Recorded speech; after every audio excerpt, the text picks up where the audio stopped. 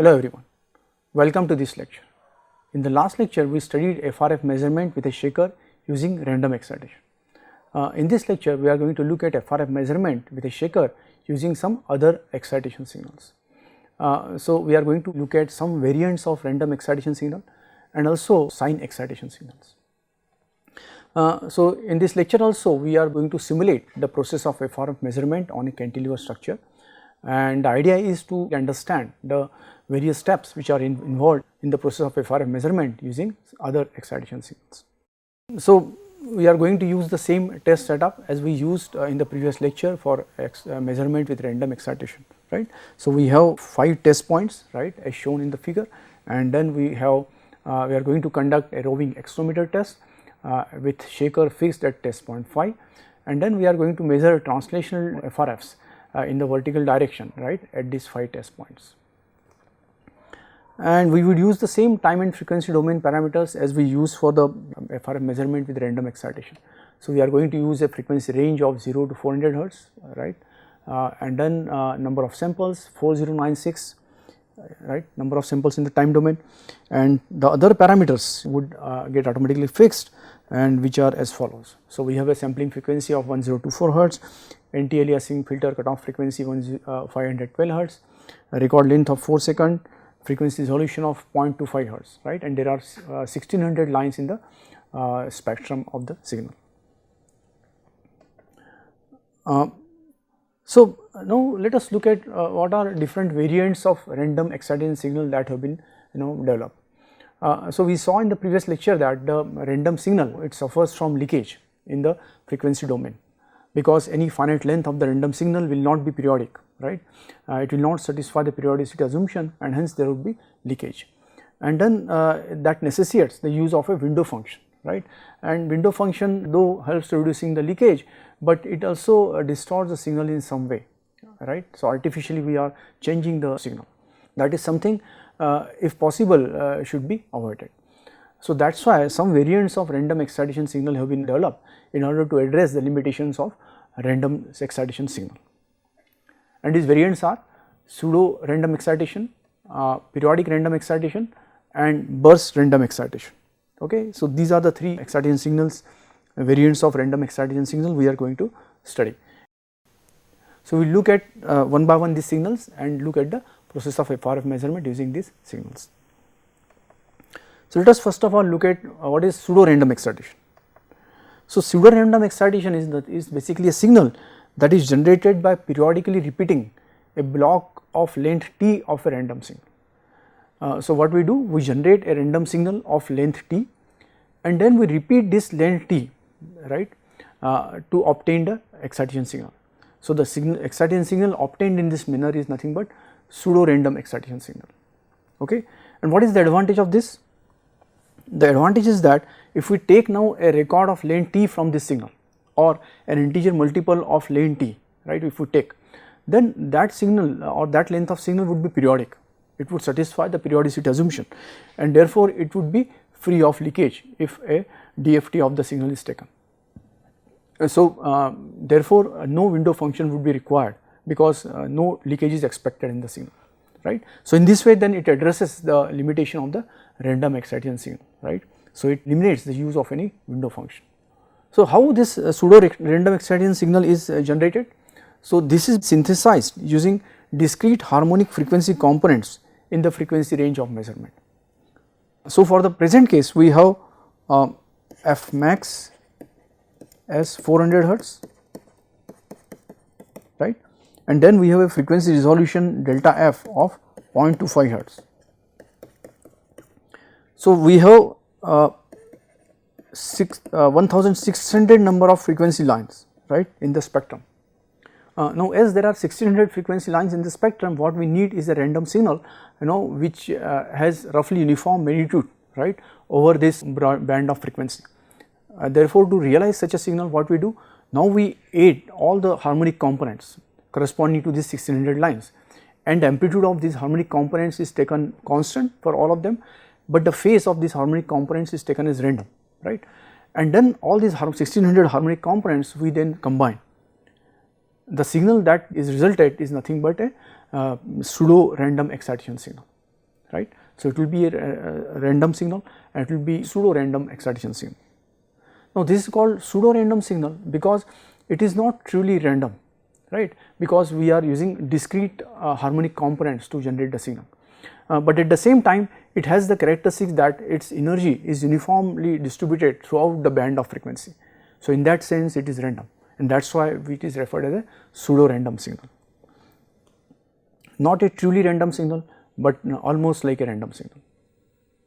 Let us now synthesize a pseudo-random voltage signal. So, the figure shows the pseudo-random voltage signal synthesized over a length of 4 seconds, right. So, we can see the signal varies in a random manner over this 4 second length, but the important point is that this would be periodic, right. If we repeat this signal from let us say 4 to 8 seconds, then 8 to 12 seconds, it will constitute a periodic signal. And then the excitation which results over this 12-second length is also shown on the right, right. So, we see that the excitation also varies in a random manner. Now, the important thing here is that we should take the measurement of force and excitation only when the steady state conditions have reached. Okay. So, when the force is applied, when the excitation is applied on the structure, there will be some initial transient, and then because the signal is periodic, the structure would reach to a steady state after some initial transient phase. So, we must take the measurement of force and excitation when this steady state has reached. Okay. So, therefore, we should wait for some initial time, and once the transient has decayed, then we must take the measurement. So, in order to see whether there really exists a transient or not, what we do here in this case is that we subtract the last block of response data, right, from all 3 blocks. So, let us look at the result of this subtraction.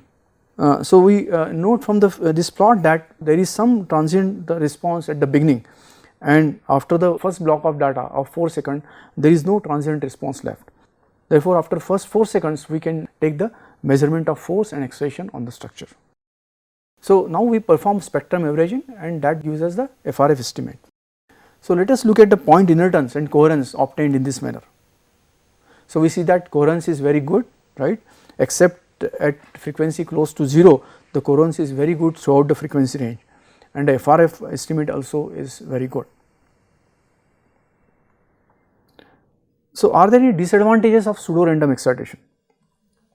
So, we see that pseudo-random excitation has one disadvantage, that if there are any nonlinearities which are there, then it does not yield an FRF corresponding to a linear approximation of the structure. Okay. So, if there are any nonlinearities, then the pseudo-random excitation would not yield a linear approximation of the structure. If there are no nonlinearities, then there is no issue, but if there are any nonlinearities present, then our intention would be to obtain an FRF estimate which corresponds to a linear approximation of the structure, but pseudo-random excitation would not be able to yield such an estimate, and that is because we are using the same synthesized signal, right, over various averages. So, the amplitude of the force remains constant over all the averages. There is no variation of the force amplitude over a broader range, and therefore, the nonlinear response is not excited, and that is why the averaging of nonlinear response would not occur, and we would not get a linearized estimate of the FRF. The FRF estimate that would result would correspond to the force amplitude that has been used for excitation. Okay. So, therefore, if the intention is to obtain a linearized estimate, that is something cannot be obtained using pseudo-random excitation signal. So, in order to address this shortcoming of the pseudo-random excitation signal, periodic random excitation has been developed. So, what is periodic random excitation? So, the periodic random excitation uses the synthesized signals which are generated using a random amplitude over the averages. So, what we do, we change the amplitude of the force, right, while generating the excitation signal, okay, from average to average. So, therefore, a different force amplitude is used for every average, and therefore, the periodic random excitation signal excites the structure with a broader range of force amplitudes, and therefore, any nonlinearities, if they are present, then nonlinear response would be averaged out, right, and then it would result into a force estimate which corresponds to a linear approximation of the structure. So therefore, by using different force amplitudes over different averages, the periodic excitation, periodic random excitation tries to generate a response over a broader range of amplitudes, thereby the averaging of the non-linear response to be accomplished.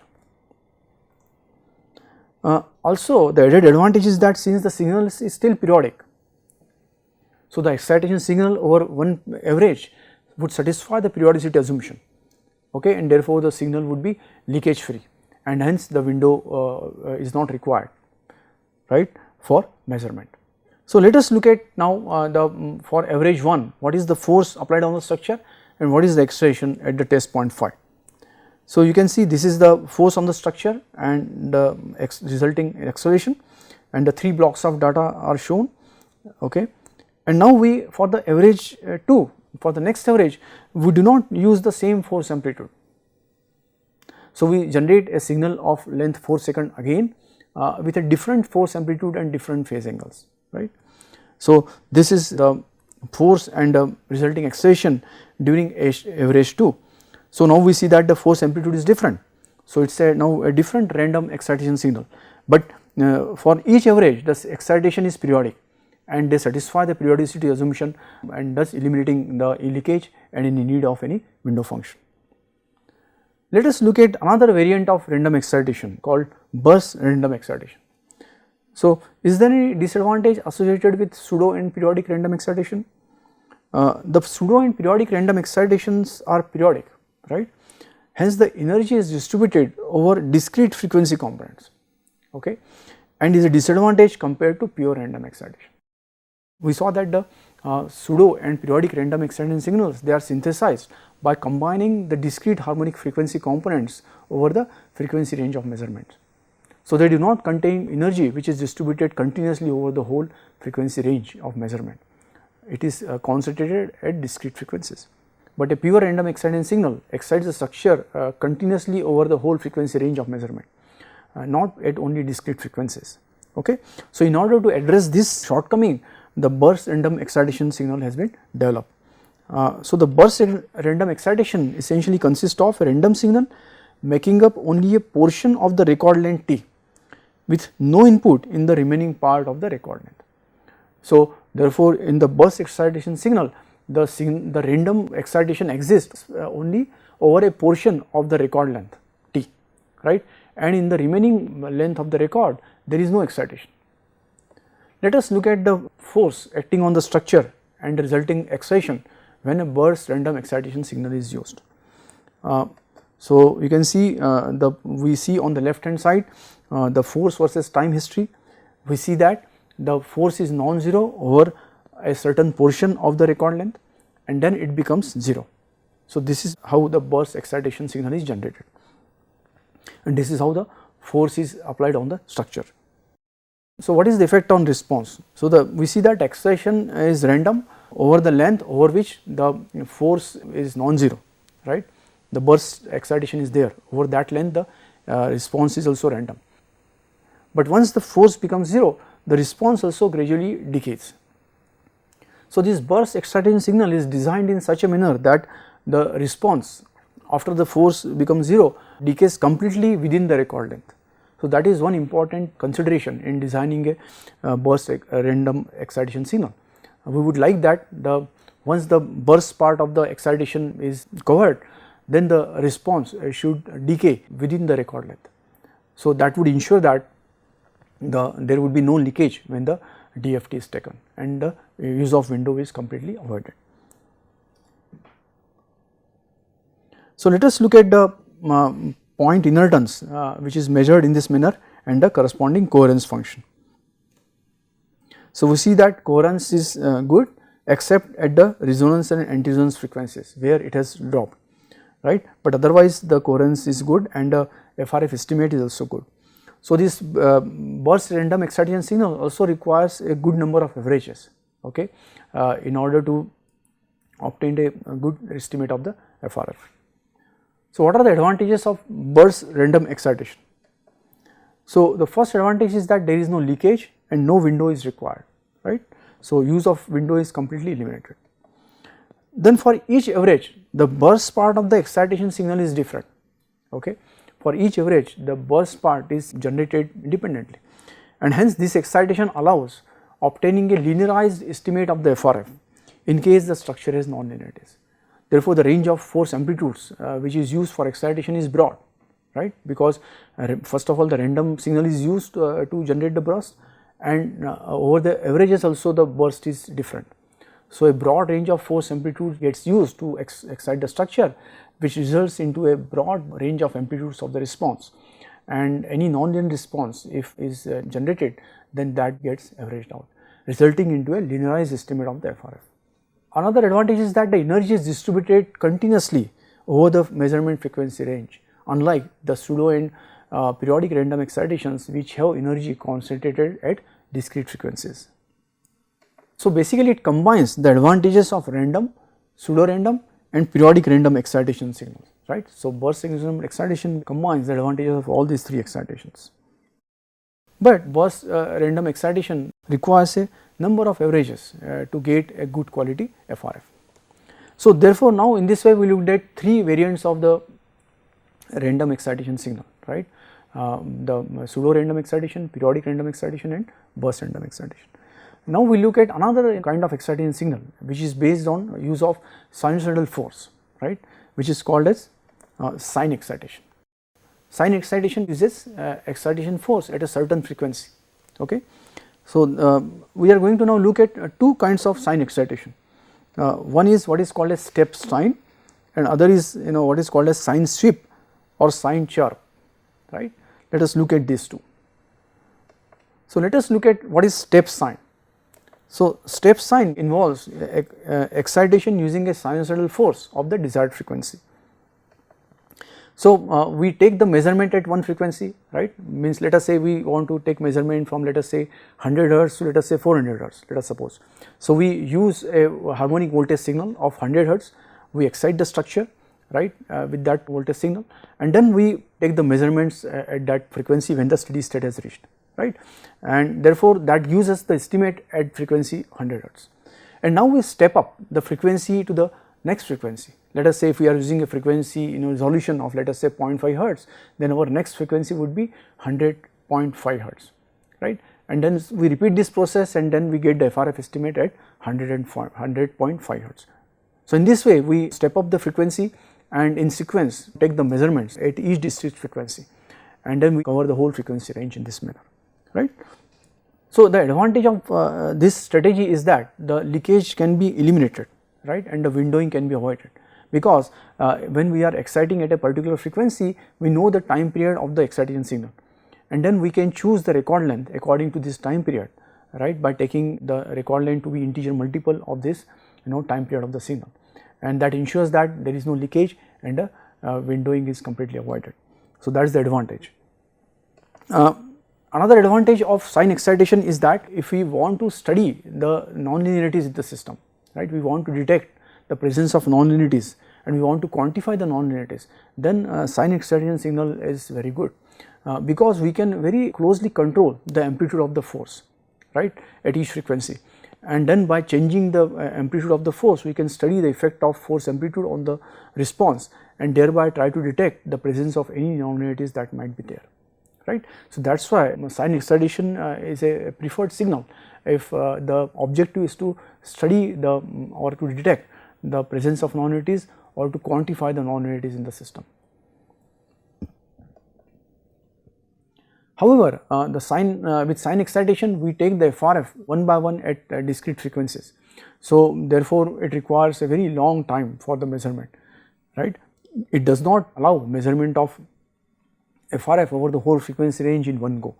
In the random excitation, the whole frequency range of interest was excited in one go, right, and the FRF which is resulted is over the whole frequency range of measurement. But in sine excitation we are obtaining the FRF magnitude and phase at discrete frequencies, right, and then we need to scan the whole frequency range in order to obtain the FRF estimate over the full frequency range of measurement. So, the test requires a long time. Also, we should note that if we are interested to find a linearized estimate of the FRF, we want to find FRF corresponding to a linear approximation of the structure, then step sine will not be able to yield that estimate, because it excites the structure with a certain force amplitude, right. and therefore the linearized estimate cannot be obtained. Let us now look at another sine excitation signal called sine chirp, right. So, sine chirp basically is a sine sweep signal where the frequency of the signal is continuously swept from a lower limit of the frequency range to the higher limit of the frequency range. Therefore, the limitation of the step sine excitation, which requires a long test time, is addressed in the sine chirp signal by sweeping the frequency continuously from lower limit to higher limit. Therefore, with one excitation signal itself, the whole frequency range can be excited. There are two ways in which the frequency is generally swept. One is the linear sweep and other is the exponential sweep. So, in the linear sweep, the instantaneous frequency of the signal is changed linearly with time, right. Therefore, the sweep rate, which is the time rate of change of frequency, is constant. So, in the linear sweep, the frequency is changed linearly from lower limit to the higher limit, and therefore, the sweep rate is constant, that is the rate of change of frequency as a function of time is constant. In the exponential sweep, the sweep rate is varies exponentially with time. Let us look at the linear sweep. So, now we are going to generate a sweep signal with the frequency swept from 100 to 300 hertz in 1 second, right. And then we will also see the DFT magnitude, right, the magnitude of the frequency spectrum of this sweep signal to get an idea that what kind of frequency content is present in a sweep signal. So, on the left hand side we see a voltage signal, right, swept from 100 to 300 hertz in 1 second, okay, and this signal has been shown on a log time axis. And so, we see that the frequency of the signal is low in the initially, and then it continuously increases and it reaches to 300 hertz at the end of 1 second. On the right hand side we are showing the magnitude of the DFT in dB, and we see that the magnitude of the DFB is predominant over the frequency range 100 to 300 hertz, which means that this signal, this sweep signal can be used to excite the structure over a frequency band of 100 to 300 hertz, right. So, outside this band also there is some signal energy present, but that is not significant. So, let us now use the sweep signal for shaker testing of the cantilever structure. So, we are going to use a measurement frequency range of 400 hertz and the record length is 4 seconds. So, now we generate a sweep signal with its frequency swept from 0 to 400 hertz in 4 seconds, and the amplitude of the signal is 5 volts. So, this figure shows signal generator voltage over a length of 4 seconds. Okay. So, the frequency of this voltage signal is 0 in the beginning, and then it increases linearly to 400 hertz at the end of 4 seconds. So, this signal generator voltage is now fed to the power amplifier, which then excites the structure using the shaker. So, let us look at the force applied on the structure and the acceleration at test point 5. So, on the left hand side what we see is the force on the structure, right, and 3 blocks of data are shown. So, let us focus our attention on the first block of data, which is 4 seconds long, and we observe that the force is fluctuating, is not it, and because when the frequency is swept from 0 to 400 hertz, it passes through the resonant frequencies of the structure. And we know that when the frequency coincides with the resonant frequency of the structure, there is force dropout.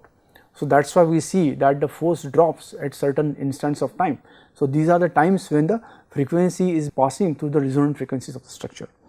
On the right hand side we see the response of the structure, and if we look at the first block of data, and we see that the response also undergoes a lot of fluctuation.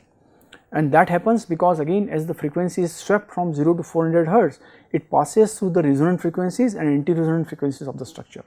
So, when it passes through resonant frequencies, there is a large amount of response, and when it passes through anti-resonance frequencies, there is a small amount of response, and that is why the response also seems to be fluctuating a lot as the time progresses.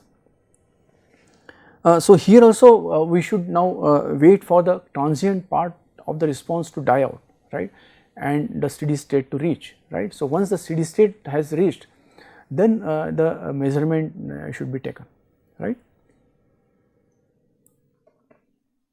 So, after spectrum averaging we obtained the FRF estimate and the coherence. So, let us look at the point inertance and coherence obtained in this manner. So, you can see the coherence is very good except at one of the resonant frequencies, right, and the FRF estimate is also very good. Let us look at what is multi-reference testing. So, up till now we looked at CISO and CMO measurements, right. These are basically single reference measurement. For example, we applied the excitation with the shaker at one point, right, and the response was measured at some other test point on the structure. So, we are applying one input on the structure and measuring response at one output, right, one test point. So, that constitutes a CISO measurement, single input, single output measurement. If we use more than one accelerometer to take measurement simultaneously at more than one test points, then that would constitute CMO measurement. We are applying one excitation and then taking measurement at multiple test points. But these are all single reference measurements because we are applying only one input on the structure. In the Hammer test also we fixed the transducer at one location and took measurement of FRF by applying excitation at some point on the structure. That again is a CISO measurement, okay. But again there is only one reference because there is only one accelerometer used there, right.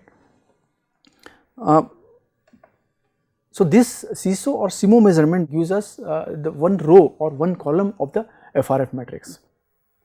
So, there are situations where single reference testing may not be enough. One such situation is when we are interested to find the modes of the structure in the orthogonal direction. For example, if you have a beam structure, then the beam has modes in the vertical plane as well as the horizontal plane, right. So, by exciting the structure in the vertical plane, we can effectively find the modes in the vertical plane. But this excitation may not yield the modes in the horizontal plane because the modes in the horizontal plane may not be effectively coupled with the excitation in the vertical plane. Other situation is when there are symmetrical structures, right. Symmetrical structures have repeated roots.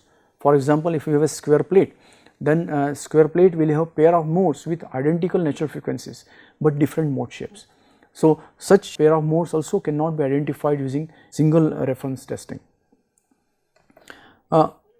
Also testing of large structures like airplane, naval structures and machine tools also cannot be effectively done using single reference testing because with single input or single excitation point, the different parts of the structure cannot be sufficiently vibrated and the signal to noise ratio may not be good at different points, and therefore single reference testing may not help to identify accurate estimates of the FRFs and the model.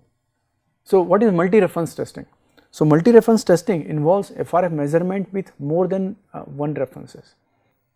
For example, we can use more than one shaker for excitation.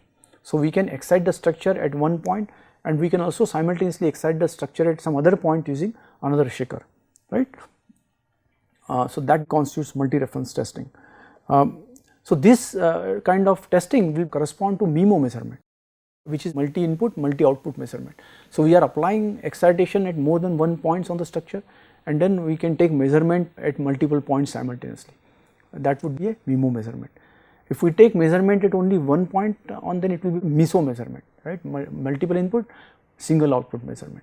But then we will have to take several MISO measurements to obtain the all the desired FRFs. So, now the question is how FRF is estimated in multi-reference testing because we are now applying multiple inputs, but the FRF if we recall is defined for a single input. So, let us say there are now m number of inputs applied and there are n number of responses. So, now for m number of inputs we determine the matrix GFF, which is m by m, okay. So, it is the cross spectrum between every two inputs. Similarly, we determine the matrix GXF, which is of size n by m, which is the cross spectrum between every output and every input. Once these two are obtained, now we can obtain a least square estimate of the FRF, okay, which is given by this expression, which is H omega is equal to GXF omega and into inverse of GFF. So, in this way we obtain the FRF matrix of size n by m. So, this matrix has m number of columns, okay. So, we can see that in multi-reference testing now we get more than one column of the FRF matrix as opposed to single reference testing where only one column was obtained, okay. So, these now FRFs can be now processed using a poly-reference curve fitting method to obtain the model of the system. So, in this way today we looked at FRF measurement with a shaker using other random excitation signals, and in the process we looked at some variants of the random excitation signal, and we also looked at sine excitation. Now we stop here. Thank you.